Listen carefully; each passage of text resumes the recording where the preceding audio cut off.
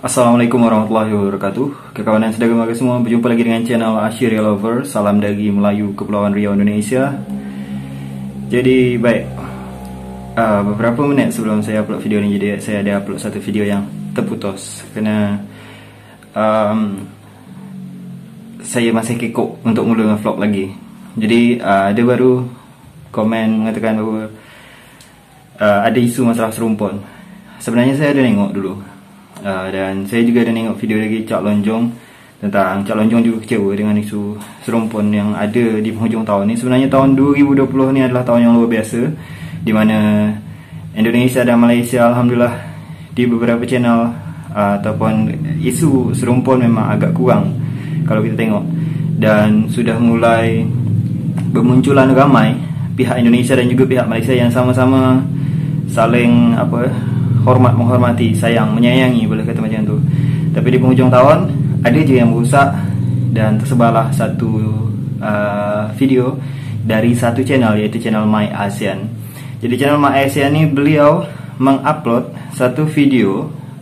My ASEAN ni channel orang Malaysia kononnya, dan beliau mengupload satu video menghina lagu Indonesia Raya. Maksudnya dia mengubah lirik tu. Jadi saya tak dengar sampai habis, saya tak sanggup juga dengar sampai habis. Saya baru dengar sikit. Saya terfikir pula, ini Malaysia ke bukan? Kerana saya tengok bahasa dia agak lain. Lepas tu jadi pihak Indonesia minta pihak Malaysia untuk mengusut tuntas masalah ni, dan juga berharap pihak Malaysia minta maaf, macam tu lah. Dan pihak Malaysia sendiri juga sudah melakukan siasatan tersendiri. Dan di video sebelum ni, saya juga ada tengok salah satu komen di video saya sebelum ni, beliau memberikan link di TV3.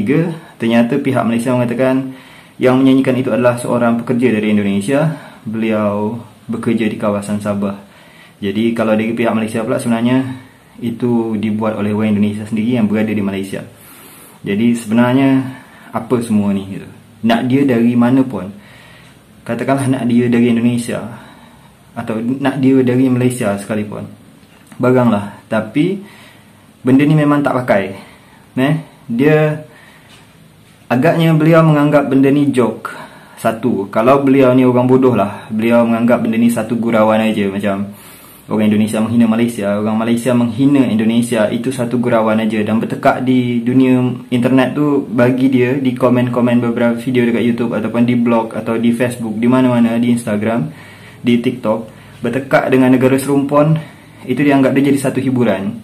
Sehingga sampai pada tahap orang yang memang secara psikologisnya memang kacau, rusak, terganggu, dia akan berbuat macam yang dibuat ini. Beliau menyanyikan lagu kebangsaan negara serumpun dan mengubah liriknya dengan jadi menghina-hina.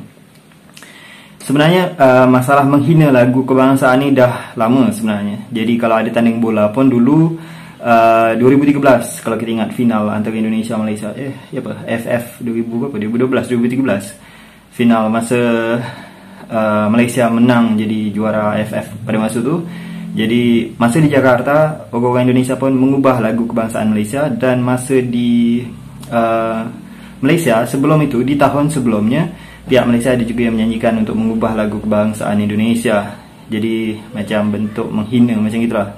Sama je sebenarnya, ada dua negara ni, ada orang baik, ada orang jahat.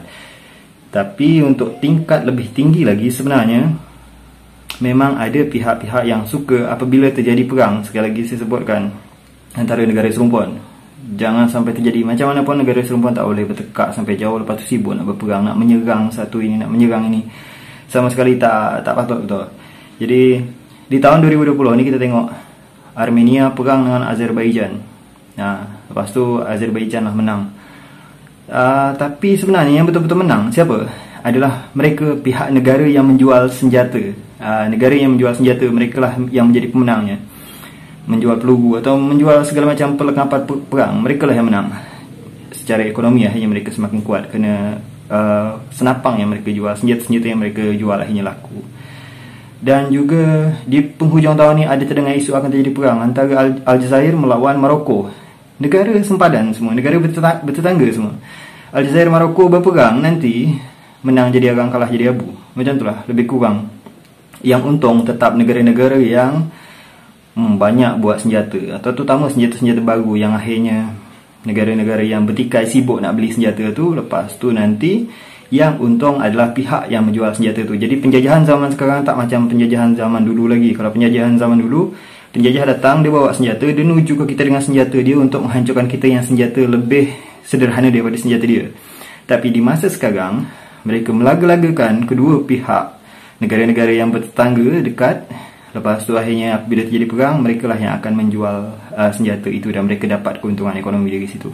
Negara-negara Afrika dulu, Ethiopia, Eritrea, lepas tu ada Iraq, Iran, banyak lah dulu-dulu berperang. Jadi kena dari hal-hal kecil akhirnya diungkit terus sehingga jadi hal besar. Saya berharap Indonesia dengan Malaysia bijak dalam masalah ni. Kalau ada satu macam ni, lepas tu tak langsung melenting dan macam yalah, senyap je dulu, kita nunggu siasatan dari pihak yang memang berwajib untuk mensiasat masalah ni.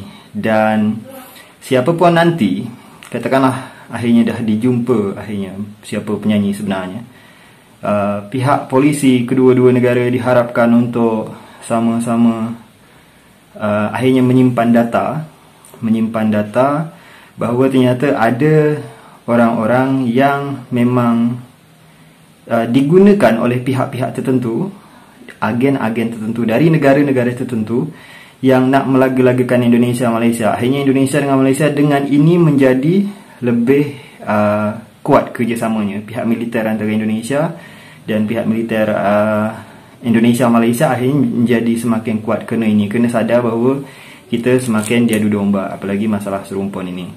Dan yang untung apabila negara serumpun bercekau, tetap bukan kita, tetap adalah pihak-pihak luar. Dan YouTubers yang membuat video-video itu pun apa, kita untung sikit aja sebenarnya. Kita buat video, tapi mereka yang ada agenda di sebalik ini akan untung lebih besar daripada itu. Jadi semoga je. Tapi siapa pun beliau, apakah beliau memang betul-betul warga Malaysia ataukah beliau adalah warga Indonesia yang dengan sengaja membuat satu gurauan itu sehingga membuat dia macam nak nyakit hati negara dia sendiri, tapi di channel Malaysia macam tu lah. Sehingga lepas tu dia macam ketawa, dia senang hati tengok dua negara ni bertekak, dia bangga akhirnya dia jadi pusat rotasi, macam jadi pusat perhatian dua negara ni. Dia macam suka, dia sekarang ketawa lah. Tapi apabila dia akhirnya ditangkap oleh pihak berwajib, katakanlah Malaysia, nanti akhirnya mungkin diantar ke Indonesia, ataupun beliau adalah orang Malaysia sendiri, lepas tu dimasukkan ke dalam penjaga, barulah beliau tahu macam tu. Dan untuk netizen di dua-dua negara, mudah-mudahan bersikap bijak dan jangan putuskan tali silaturahim antara kedua negara ni. 2020 sudah semakin baik, 2021 semoga semakin baik. Dan pihak-pihak yang belum mendengar kasus ni semoga terus diikutkan lagi isu ni, ikut terus tengok macam mana akhirnya, macam mana ujungnya. Dua-dua negara sama-sama ada orang jahat, orang baik macam tu. Tapi dua-dua negara lebih ramai orang baiknya daripada orang jahatnya. Lebih ramai orang baik di Indonesia, lebih ramai orang baik di Malaysia. Dan dekat Malaysia ada 1,5 juta orang Indonesia yang bekerja sana dengan damai. Dan dekat Indonesia ada berjuta-juta orang-orang Melayu yang hidup dekat dalam Indonesia ni dengan damai. Kenapa nak dirusak dengan satu orang yang kurang akalnya? Itu je harapan saya. Saya sebenarnya bukan orang yang pandai untuk memberikan nasihat, tapi video ni jadi macam bentuknya macam nasihat, macam itulah. Dan harapan saya tentunya, saya orang Kepulauan Riau, saya dibesarkan dengan budaya Melayu, dan saya dibesarkan untuk mencintai negara saya, Indonesia. Jangan ragukan cinta orang Kepulauan Riau kepada Indonesia. Jangan ragukan nasionalisme orang Indonesia, orang Kepulauan Riau kepada Indonesia.